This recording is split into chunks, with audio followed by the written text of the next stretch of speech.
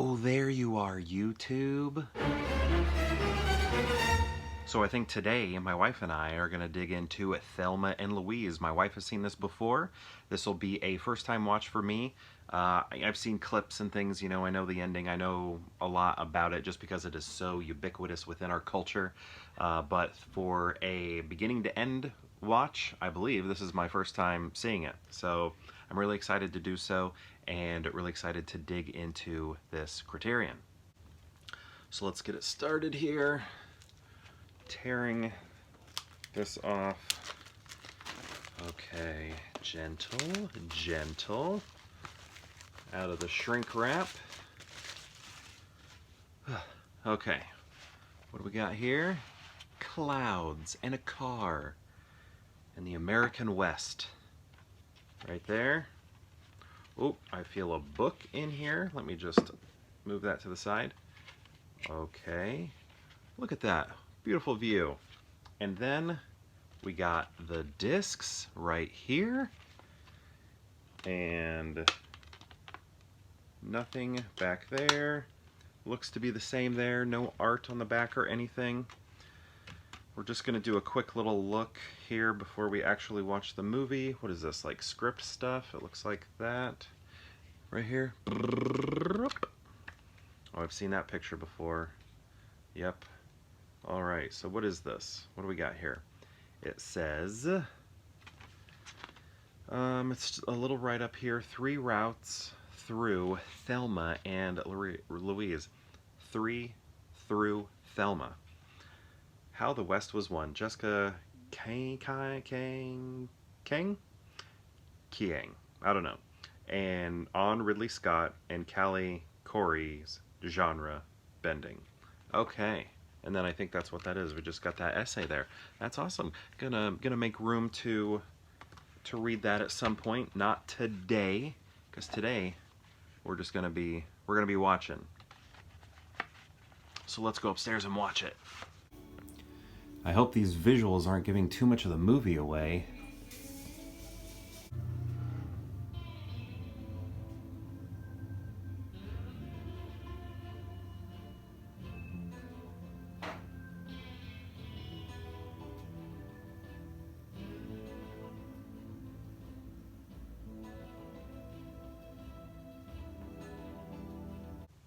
Just finished watching the film. So this was, I don't even know if I mentioned this earlier, maybe I did. This was a recent Criterion purchase that I did during the Barnes & Noble sale.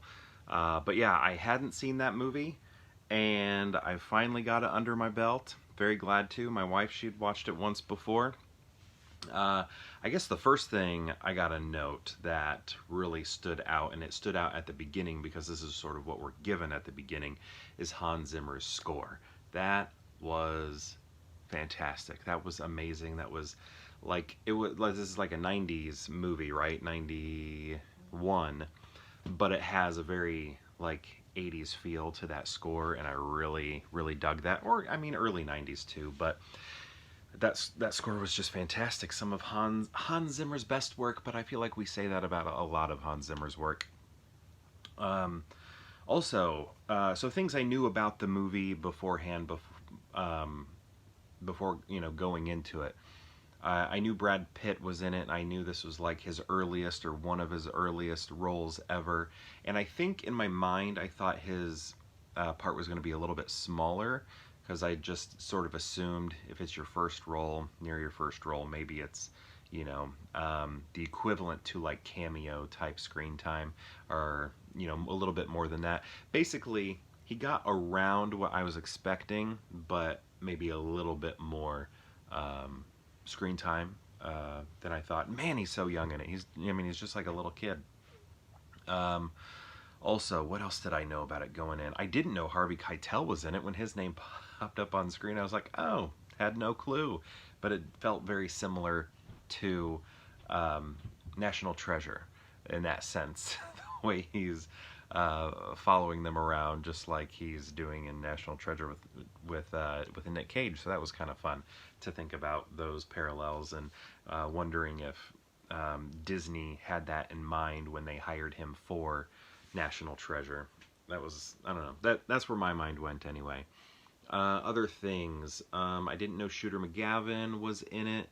That was cool. He kind of had like a comic relief quality to him. He was probably like the silliest part of the movie. Everything for the most part felt grounded, but he was a little goofy compared to the rest of the movie. And there's some heavy scenes. Like what gets everything in set in motion is a very tough scene, very difficult scene to watch.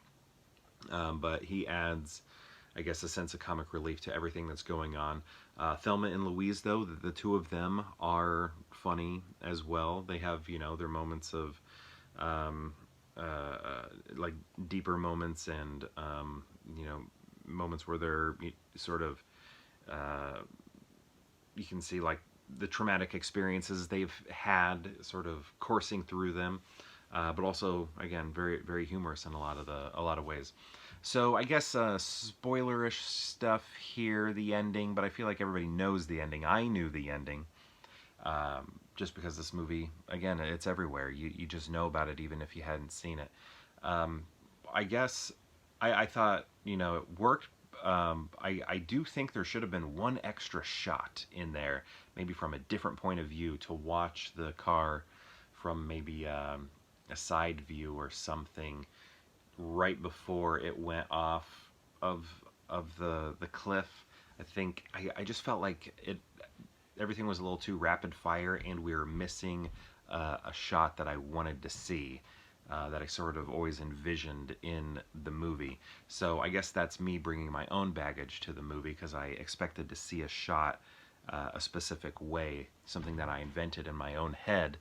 So that didn't happen, but I still liked it, and I thought it was interesting how at the end, when we do see them go over the cliff into the Grand Canyon, it like fades to white, and then we start seeing clips from the movie. So at first I had this initial feeling of like feeling very sad, and thinking, this is going to be a very emotional ending here.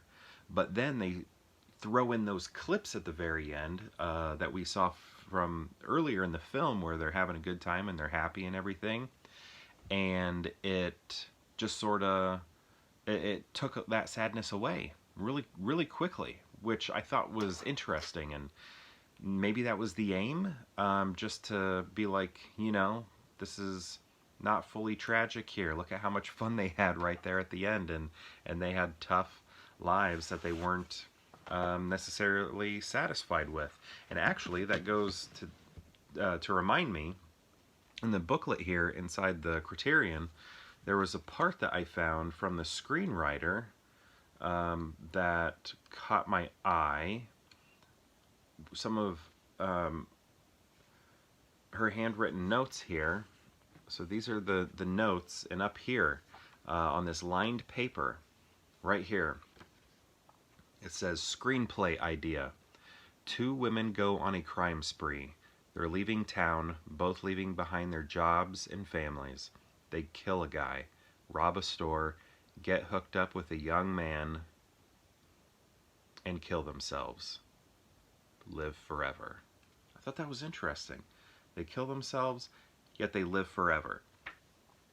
And I think maybe that's where the sort of flashback images happen and sort of show us that, live forever. But also, it's interesting because I'd never seen this movie, but it is incredibly saturated into the culture to where I knew like everything about it, right?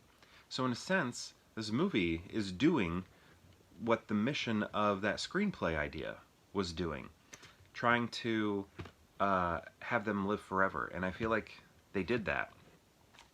Not only in the movie, the two of them, but also within our culture. Because, and maybe younger generations don't feel the same way. Maybe it's just because I grew up at the right time to have this movie on my mind and in my eye line, even though I hadn't sat down and watched the film. But I knew everything about it. So it just has this quality of life, even though I hadn't seen it for all these years. and I would have been, what, first grade or something when this came out. So anyway, I thought it was very good. Um, Ridley Scott did a nice job. So did Hans Zimmer. Screenplay was great. I like how I like the acting with everybody, and I just like the story and how archetypal it is. I mean, it made me think of the movie The Legend of Billie Jean a little bit, which came out before it. Um, but that, similar circumstances but different ending. So yeah, I don't know. I thought it worked well, um, and I'm glad to have finally watched it after all these years. I wish I'd gotten to it sooner. I was talking to my mom about it beforehand because she had seen it back in the day, which makes me surprised that I didn't see it because we would always watch movies together. But she must have rented it on a weekend that I was not there, or maybe saw it in the theater or something on her own or with a friend and not with me. But yeah, she had seen it. She was familiar with it with the one time she had seen it anyway. Um, but yeah, like all these years later, I finally saw it, and I'm very glad to. And I'm glad this is in my collection. Very nice piece of physical media. Anyway, thank you so much for watching, and perhaps I'll see you tomorrow for more Pure Hangout.